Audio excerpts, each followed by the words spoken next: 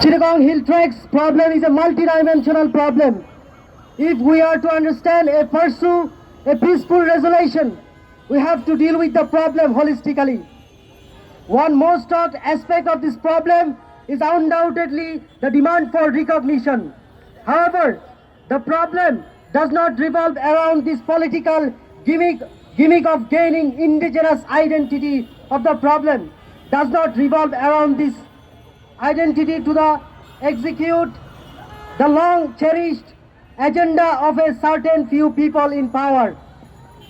Beyond this indigenous identity clash, there are several substantial concerns which are yet to get any coverage in mainstream media, and those issues remain under clouds. If I am to address some of those issues, I have to talk about the peace accord first.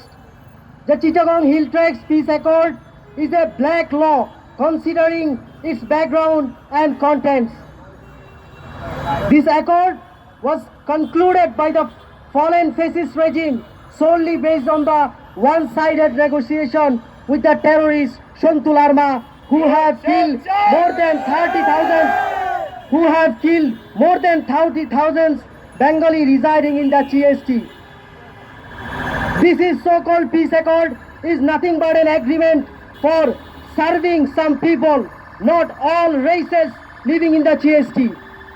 By dint of this accord, rights of Bengali people have unjustly curbed.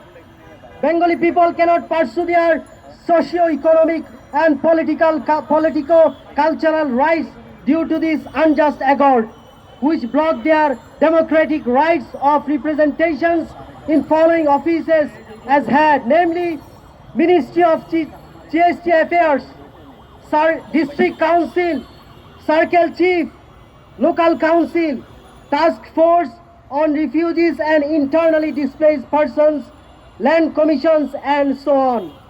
This black law treats Bengali as subhuman. The Bengali people of GST are the citizens of Bangladesh, not any quote-unquote untermensch. Shame. Not only Bengali, save a few tribal communities in power, other tribal communities are blatantly sidelined. This is high time. We should abolish this black law. We should abolish the Chittagong Hill Tracks Peace Accord and opt for an inclusive GST where equality between equals will be ensured. Now, let me focus on the land system in the GST.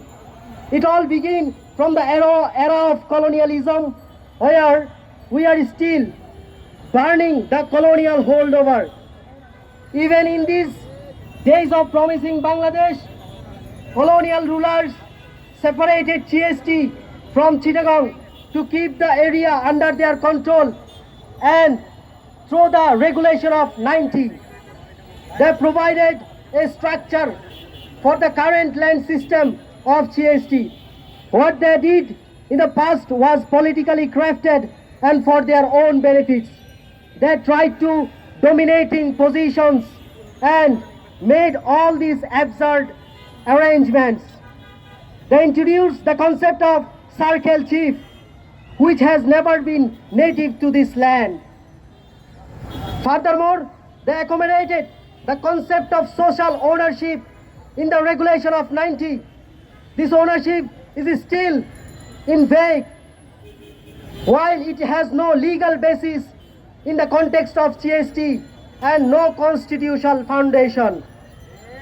This was an arrangement for serving the fortunate few of GST who are occupying dominating positions there. This social ownership does not fulfill the conditions of custom, and there has been never written law in this concept. It was shrewdly devised back then by the British, and yet it is enforced due to the unjust bargain of peace accord. The current land system provides a plethora of opportunities